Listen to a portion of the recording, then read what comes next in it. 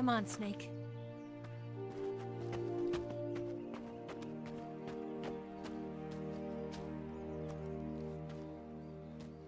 We made it.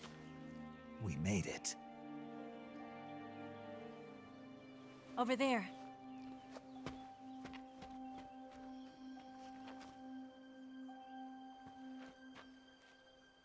It's the boss, isn't it? I'll go get the wig ready to take off. Right. I'll leave you two alone. But come back in one piece, okay?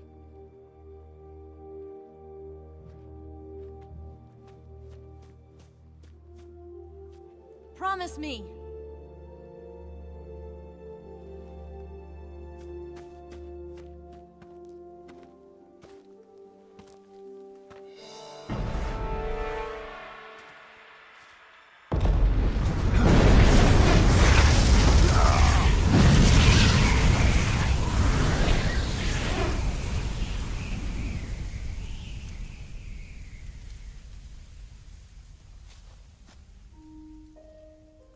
Life's end.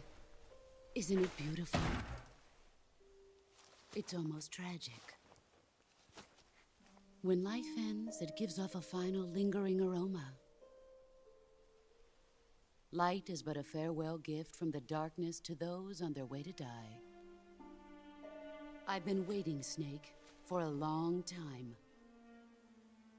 Waiting for your birth, your growth, and the finality of today. Boss. Why are you doing this? Why? To make the world one again. The world used to be whole. But with the end of the Second World War, the philosophers began to fight amongst themselves, and the world was torn apart. The Cobras, my comrades who trained and fought alongside me, were torn apart as well. The foibles of politics and the march of time can turn friends into enemies just as easily as the wind changes. Ridiculous, isn't it? Yesterday's ally becomes today's opposition. And this Cold War? Think back. When I was leading the Cobras, America and Russia were fighting together.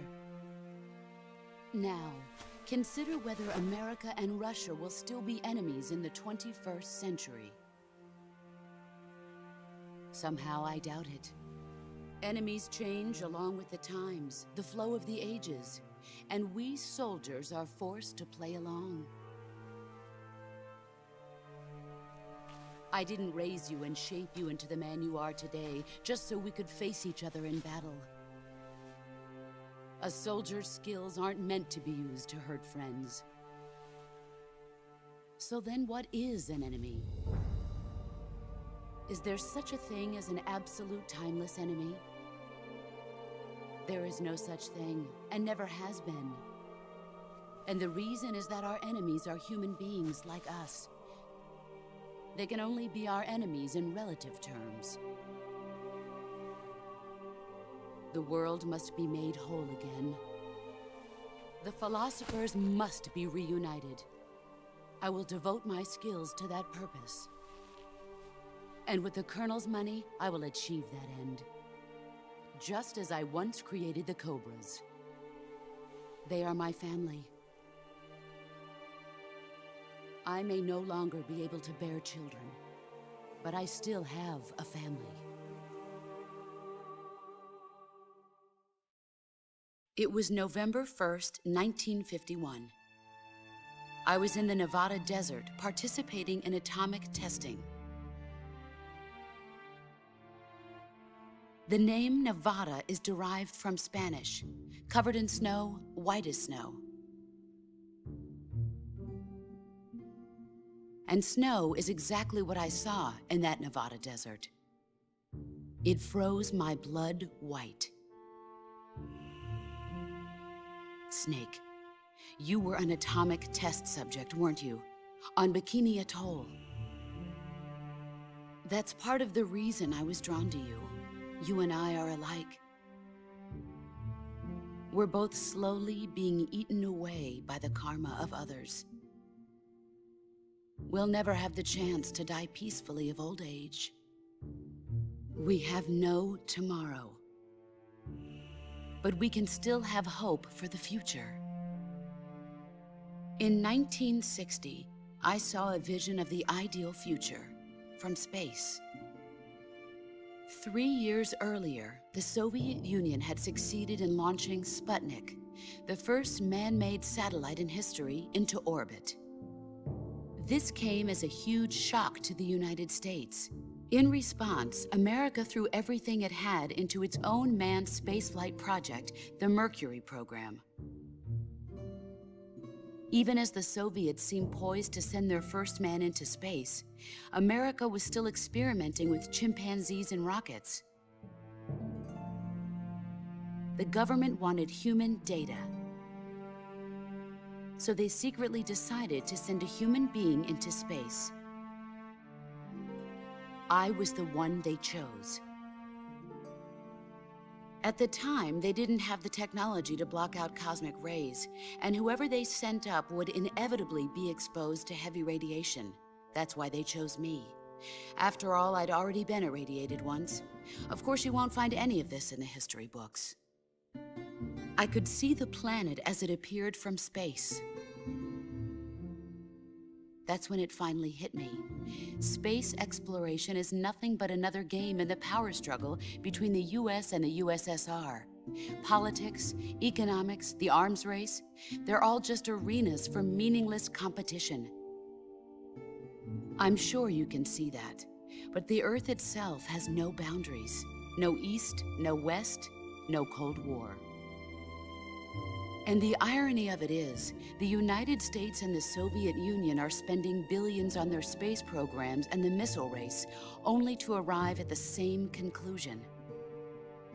In the 21st century, everyone will be able to see that we are all just inhabitants of a little celestial body called Earth.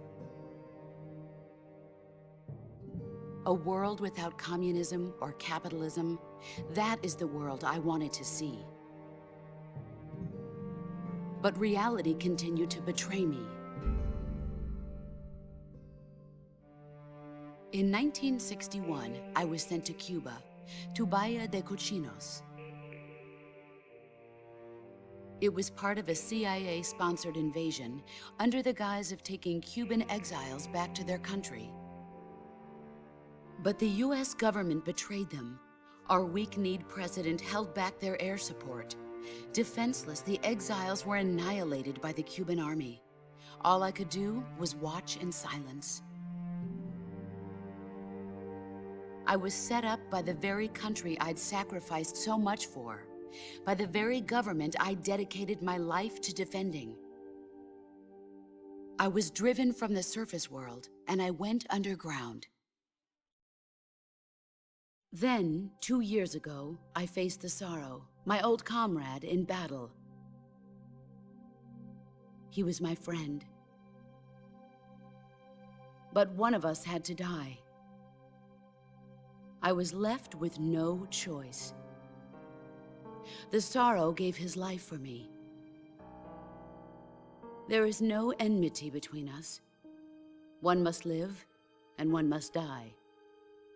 That was the mission.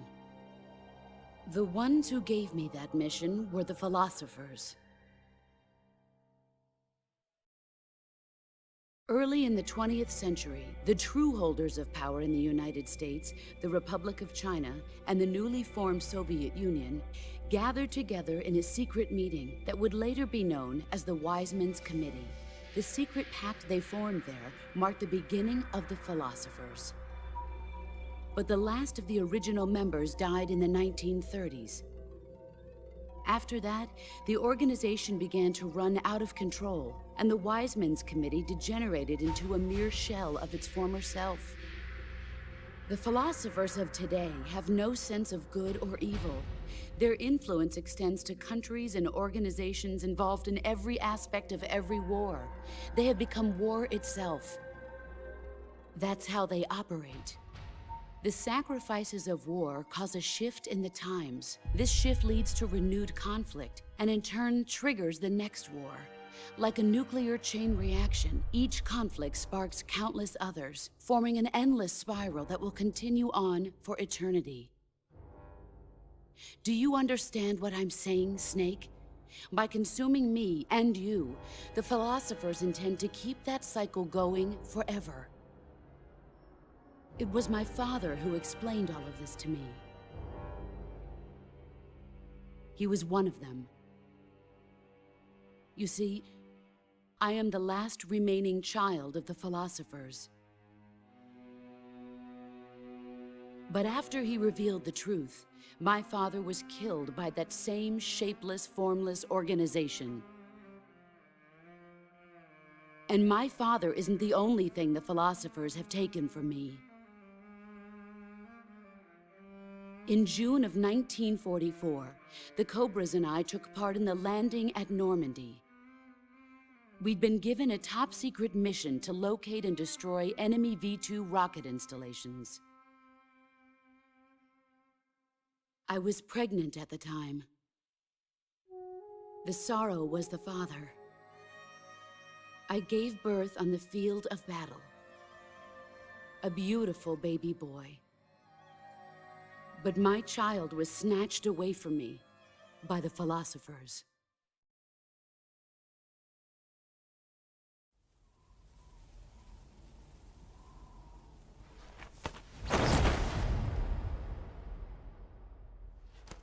Look at this scar.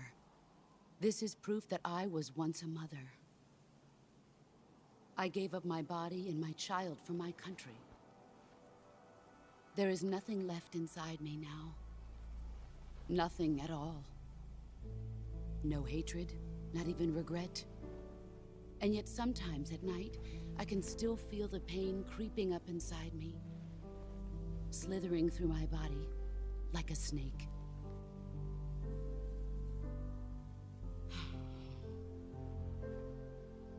I've never talked this much about myself before. Thanks. Thanks for listening to me.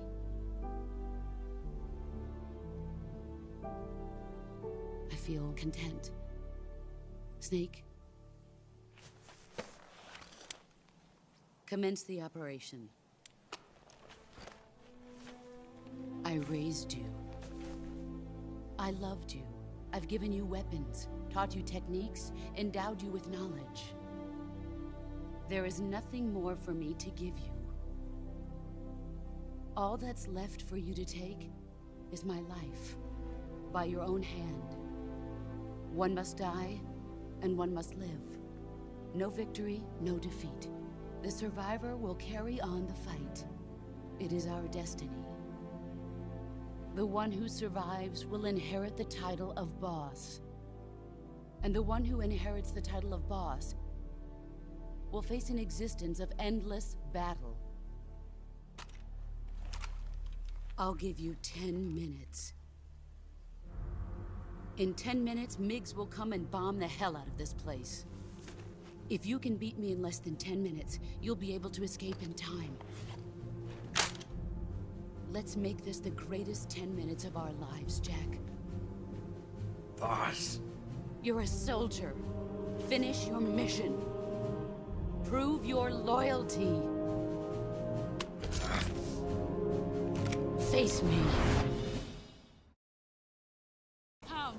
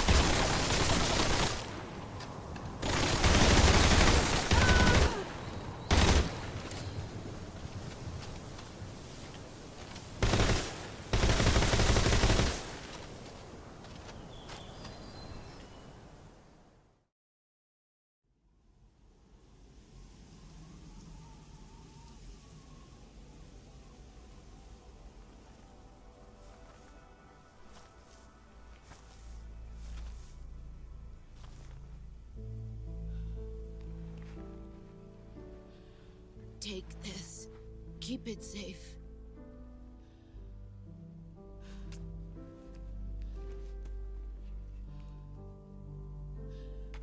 It's our only hope.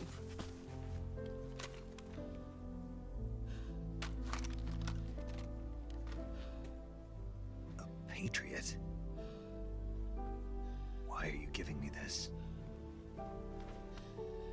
Jack. Or should I say, Snake.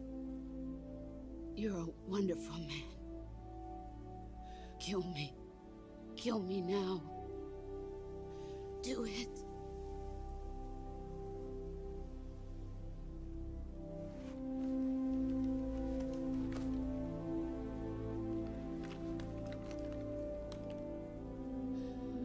There's only room for one boss and one Snake.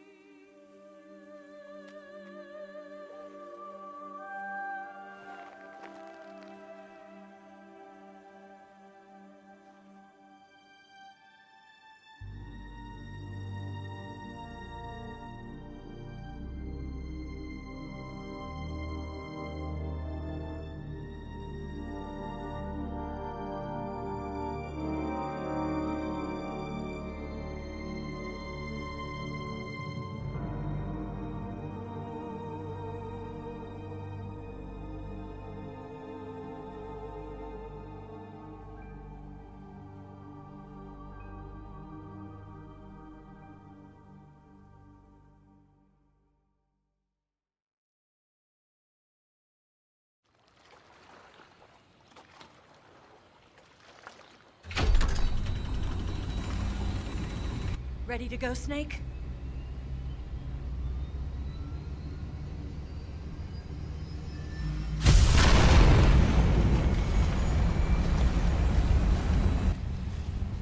Are you okay? Snake? Yeah.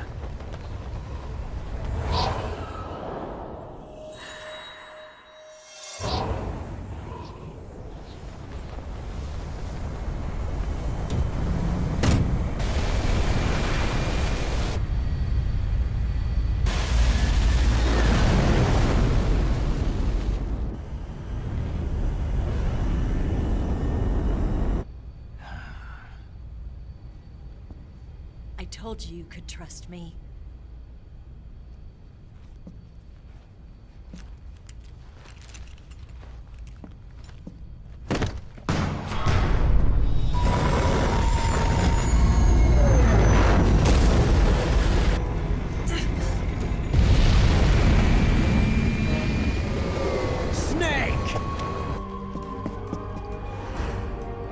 Ocelot! We're not done yet.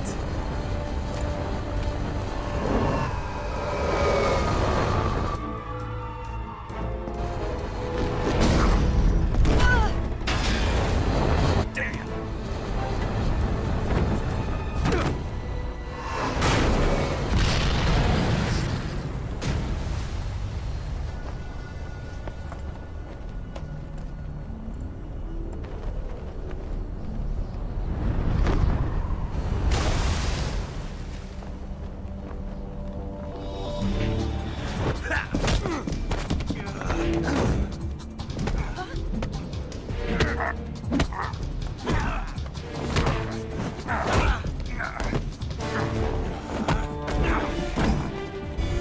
Too heavy!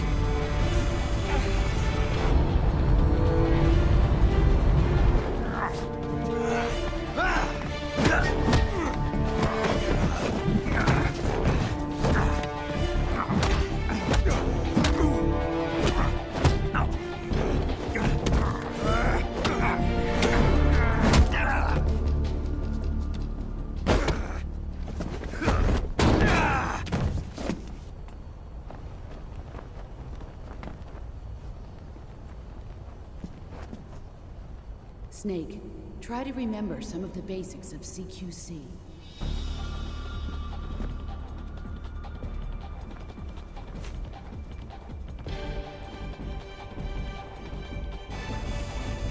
Not good!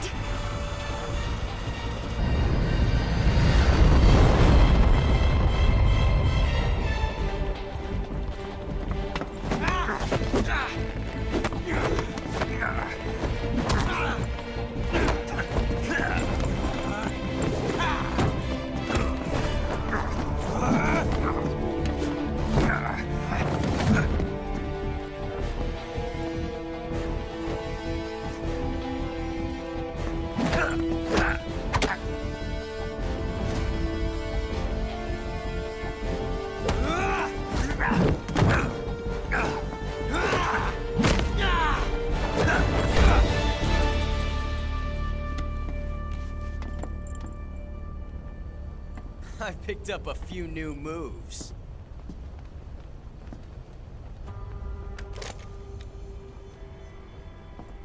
Huh.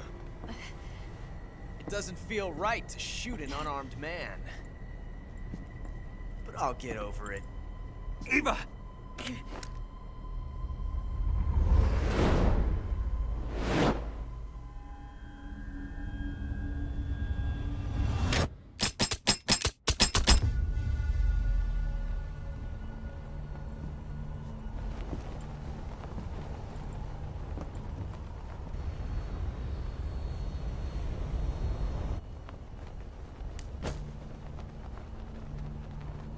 What do you say to one last showdown?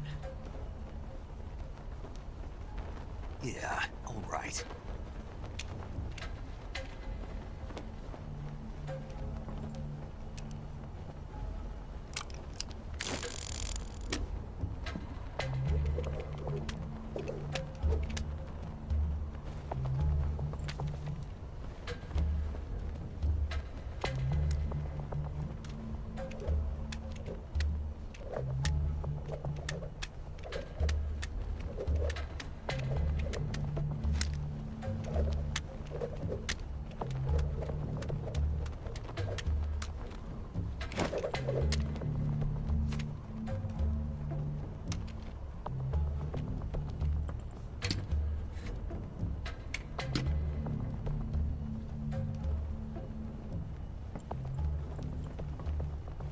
What's your name? Snake. No. Not that name. You're not a snake, and I'm not an ocelot. We're men with names. My name is Adamska. What's yours? John. Very well, John. Plain name. But I won't forget it.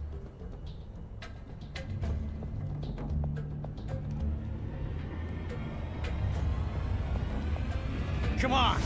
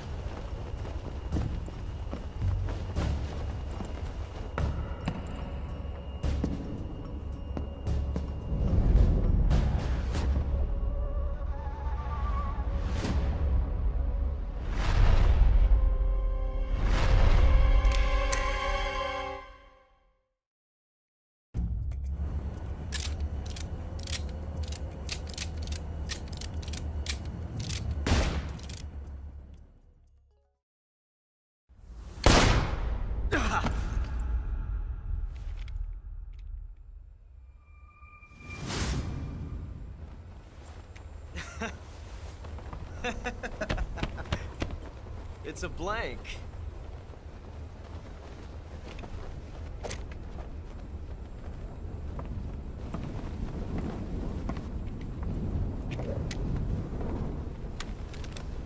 Ah, that was fun.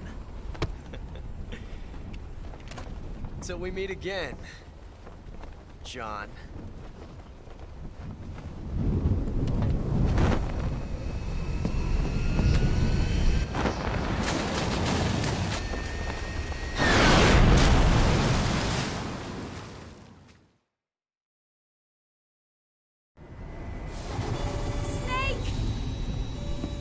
Give me a hand! Pull!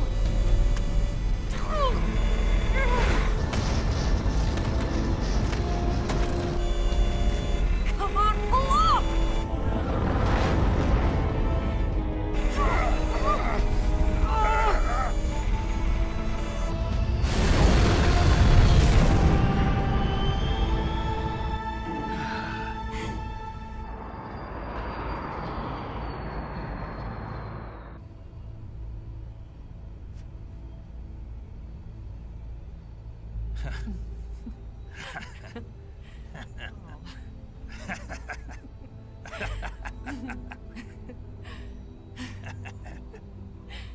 We made it. Yeah, we sure did.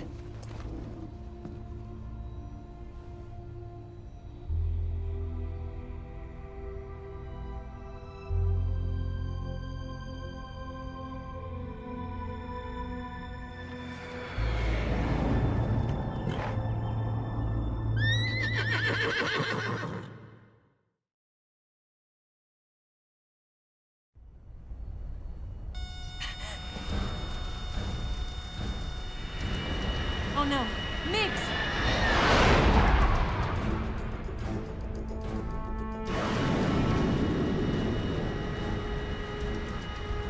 There's no way out! What are we gonna do? We've come too far to let them stop us now. Those things have got to be armed. It's no use. There's no way we can outmaneuver them.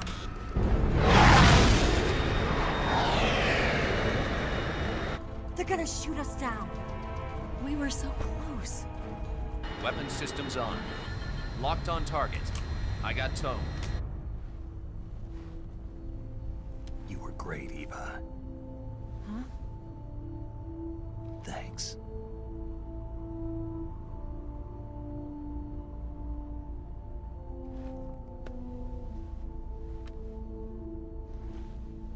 Oak 19, this is Control.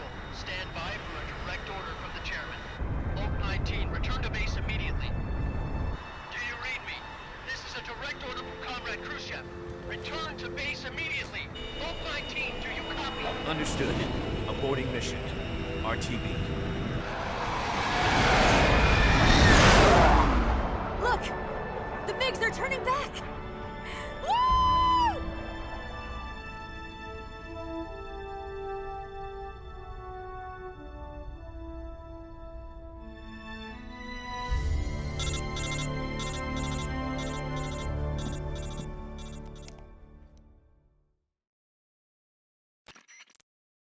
Well done, Snake. The MiGs disengaged. Most likely under orders from Khrushchev. Is this his way of helping us? Who knows? Maybe he didn't want things to get messier than they already are. Or maybe he just wanted us to owe him one. The important thing is, you made it out alive. As long as Khrushchev is with us, I don't think they'll be coming after you. It should be smooth sailing all the way to Alaska. I'm sending someone out to Galena Base to meet you. To meet me? The DCI and the President himself are waiting at Langley. Don't keep them waiting.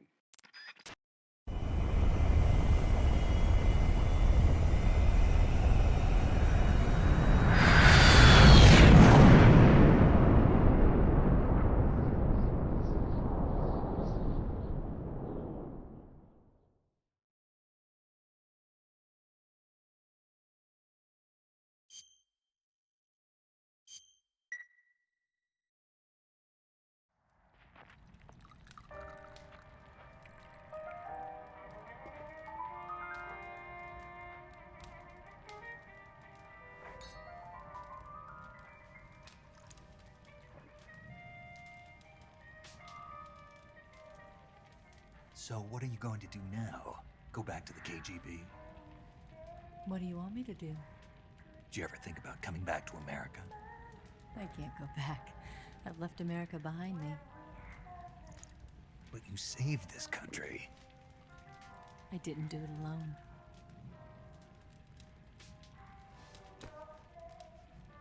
And I still owe you a dinner.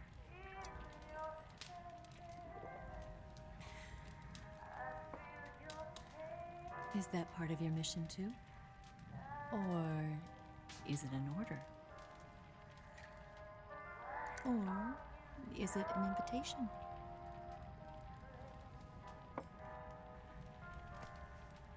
Or a proposal? I don't take orders from anyone now.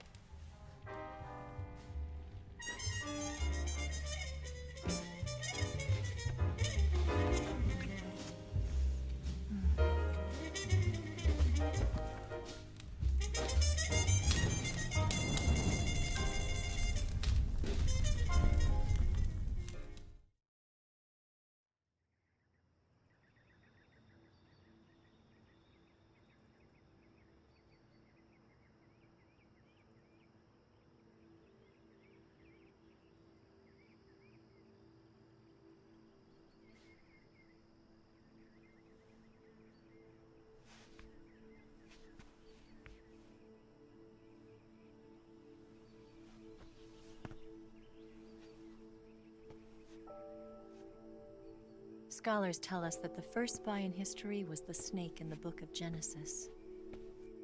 In that story, it was Eve who was tempted by the snake in the Garden of Eden. But this time around, it was I who tempted the snake and got away with the forbidden fruit of knowledge. Forgive me, snake.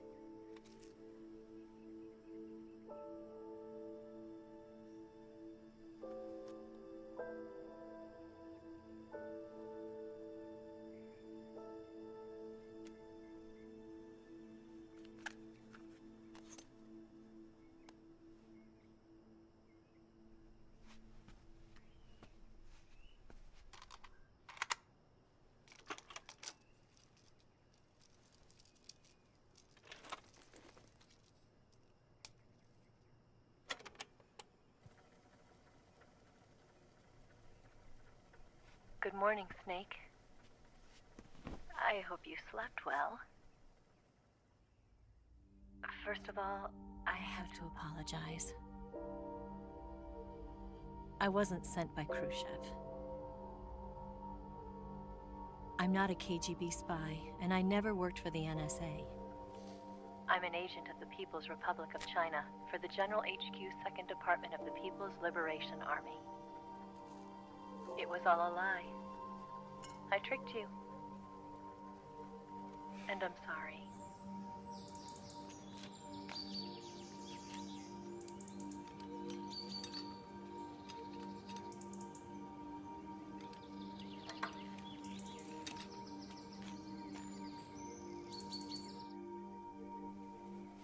The philosophers still exist in China, too.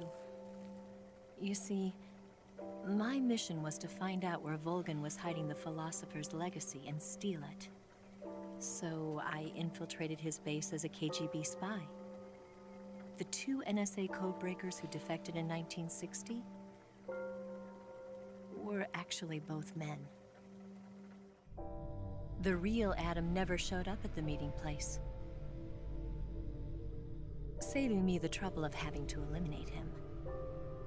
I sneaked in by pretending I was Eva.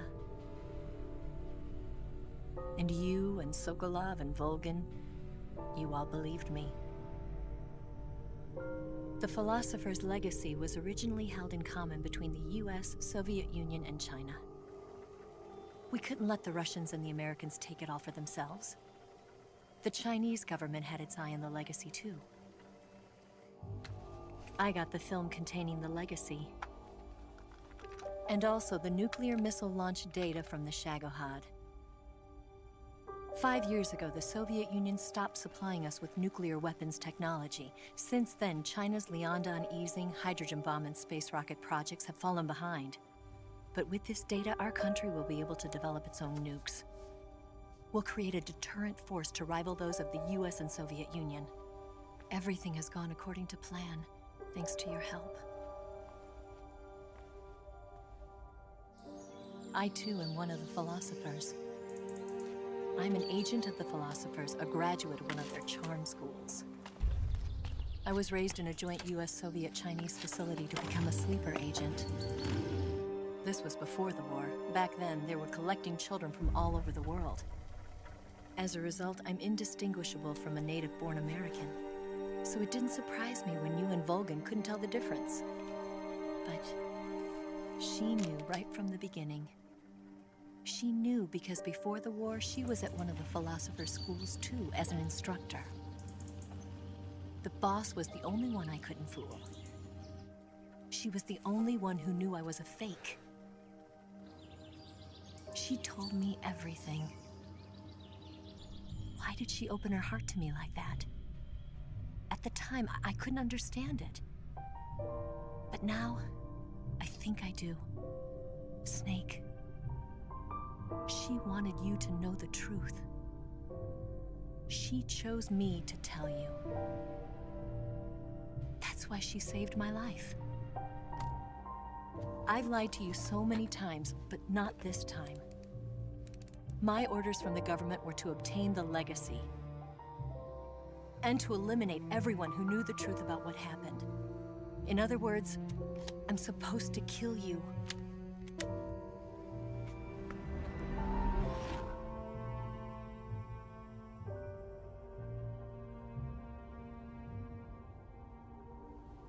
But I can't do it. Not because we loved each other. And not because you saved my life. But because I made a promise to the boss. And I intend to keep it. I just wanted you to know. And you have to live.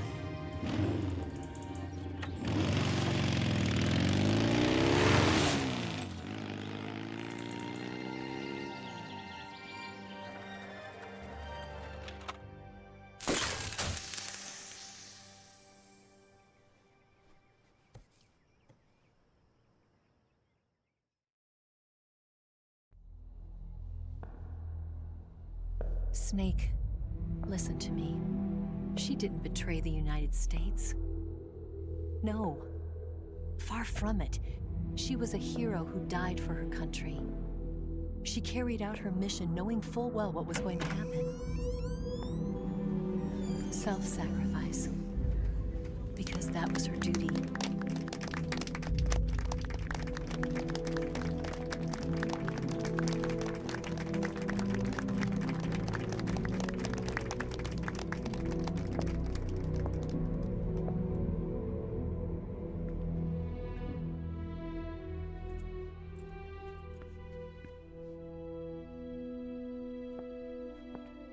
You are above even the boss.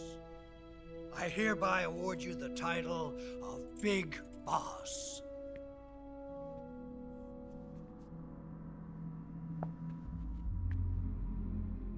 You are a true patriot.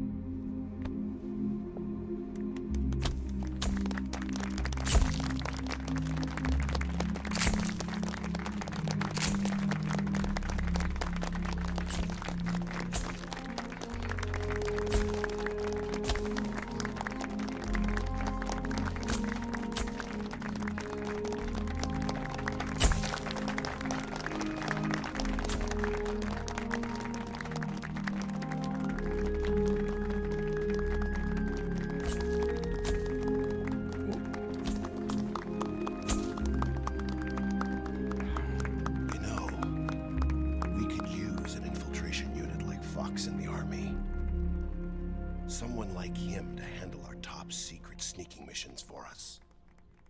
A man who combines the qualities of a soldier and an agent. The boss's defection was a ruse set up by the US government.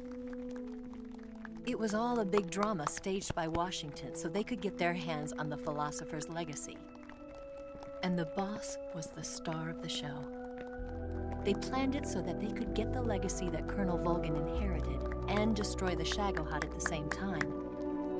Only a legendary hero like the boss could have earned Volgin's trust. Finding out where the philosopher's legacy was hidden was to be her greatest mission. Everything was going according to plan. But then something happened that no one could have predicted. Colonel Volgin fired an American-made nuclear warhead at Sokolov's research facility. Khrushchev demanded that the US government provide proof that it wasn't involved. They couldn't just abort the operation to steal the legacy. So the operation itself was greatly expanded and revised. The authorities in Washington knew that in order to prove its innocence, they'd have to get rid of the boss, and that one of their own would have to do the job. The public couldn't be allowed to find out about it. Not ever. This, they concluded, would be the best way to keep the whole thing under wraps. The boss wouldn't be allowed to come back home alive, and she wouldn't be allowed to kill herself.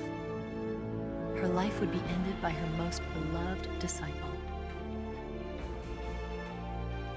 That was the way the government wanted it.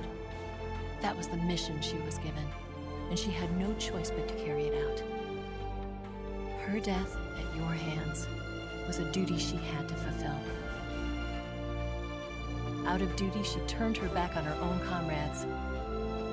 A lesser woman would have been crushed by such a burden. The taint of disgrace will follow her to her grave.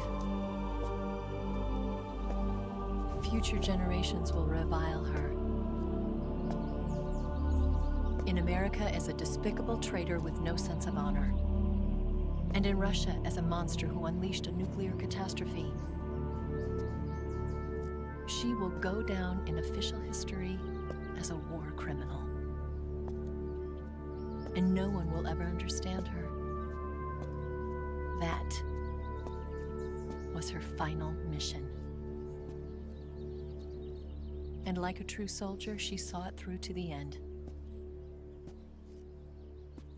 But I think she wanted you, of all people, to know the truth. She wanted to live on, in your memory. Not as a soldier, but as a woman. But she was forbidden to tell you herself. And that's why she told me. Snake, history will never know what she did. No one will ever learn the truth. Her story, her debriefing, will endure only in your heart.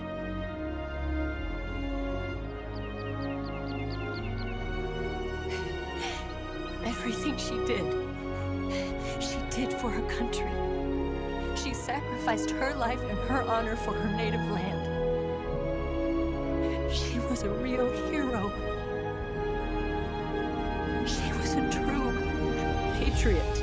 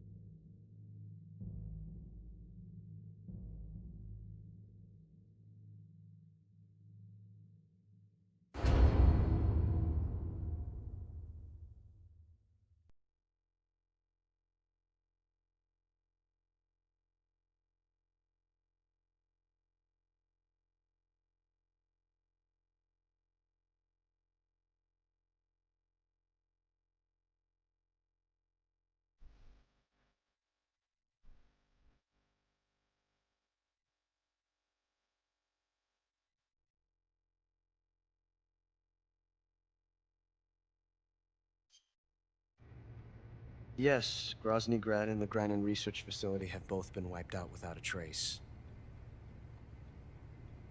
I understand, sir, but they were necessary sacrifices. Yes, the CIA has taken care of the boss themselves. I believe the White House will be satisfied. Khrushchev is finished. Your time has finally arrived. Yes, the American president is relying on us to keep a lid on the whole affair. We've got him by the balls. It should make a valuable trump card in future negotiations. Yes, Chief Director, of course. I'll keep the KGB informed.